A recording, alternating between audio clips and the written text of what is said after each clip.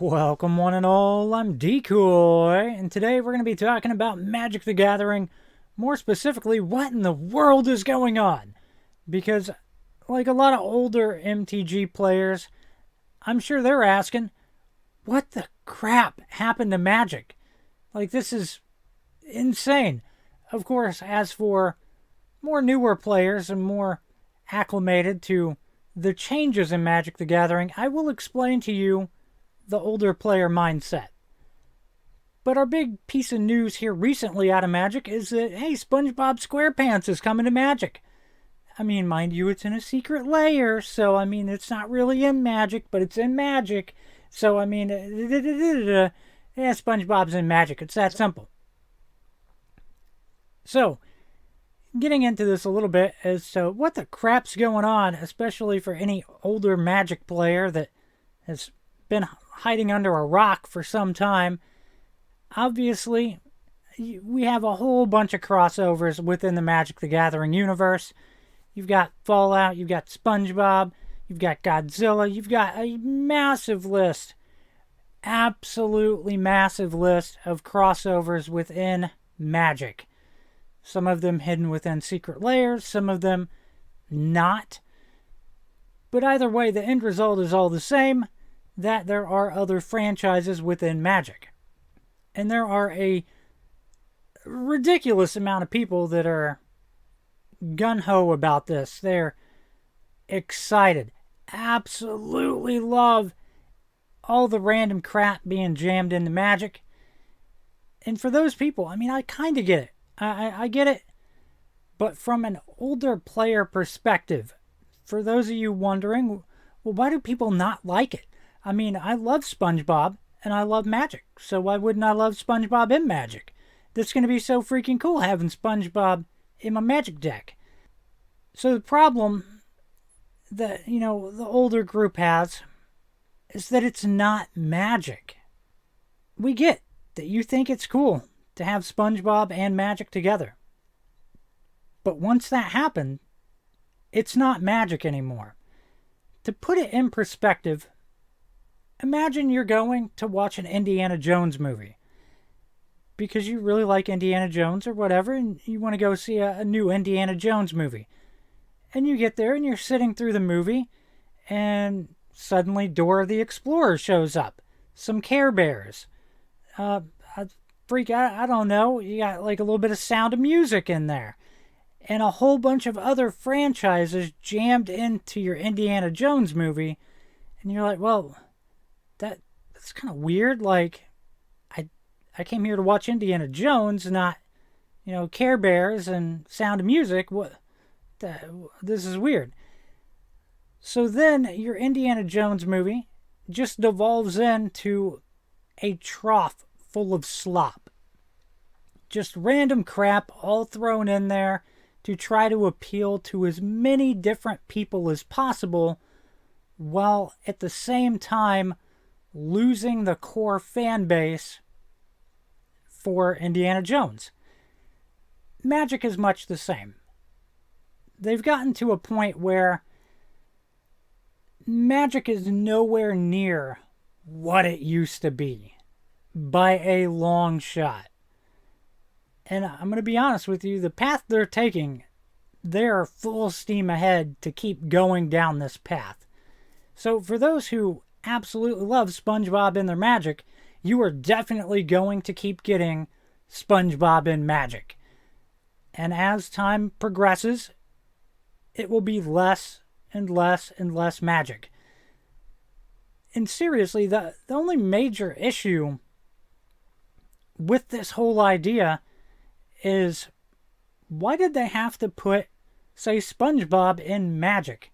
Why couldn't they have broke off entirely as a separate card game?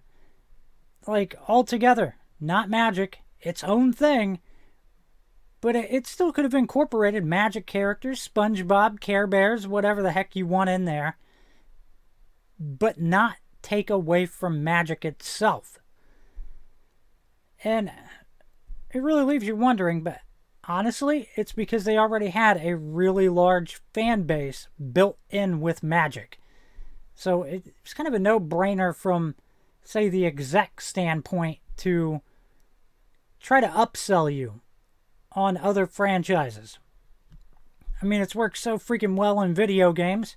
Why wouldn't it work in a card game? But yeah, overall though, it is pretty darn depressing to see how much of Magic is gone at this point.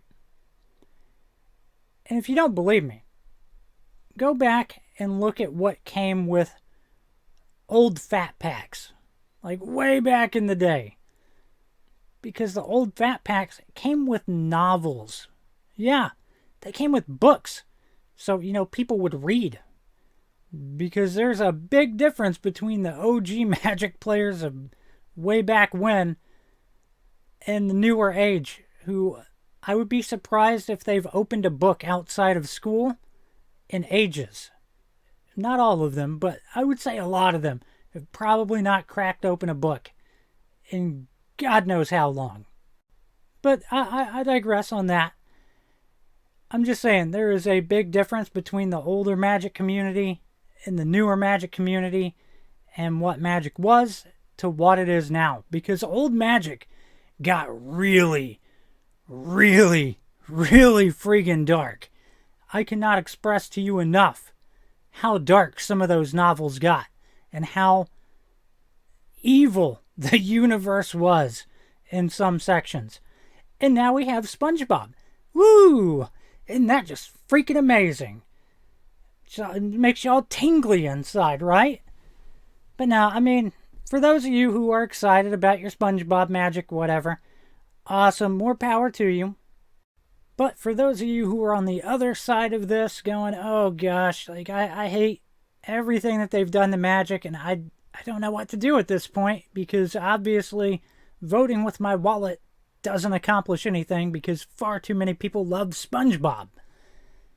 Honestly, might I suggest to you trying out some other card games? There is a entire world of card games out there, and there are a long list that are more fun than Magic. As much as that's going to make Magic players go, no, Magic's the best card game ever. But realistically, most of them haven't tried a bunch of different card games. I have. I've played a ridiculous amount. One that I might suggest to you would be Netrunner. Holy crap, Netrunner is awesome. I would also suggest Keyforge if you're not really into deck building, but you just love playing cards. Keyforge, really fun. And it takes some strategy. Not to mention, every deck is unique, which is pretty darn cool. But yeah, I mean, just an absurd amount of card games out there. I think I'm currently playing 4 or 5 different card games right now. Man, it's tough. It's getting hard to keep track of how many different card games I'm messing around with right now. It's getting to be a bit much, seriously. But yeah, definitely get out there and try other card games. Even if you are still a hardcore Magic fan, get out there, try some other card games. Because that's the only way you can really say that yours is the best, is after you've tried the rest. Yeah, think about it. You might accidentally discover a card game that you fall in love with. It deserves the chance, trust me. But that's where I'm going to wrap this one up. Hop down in the comments, let me know your thoughts, and please remember to like, sub, and share. Later.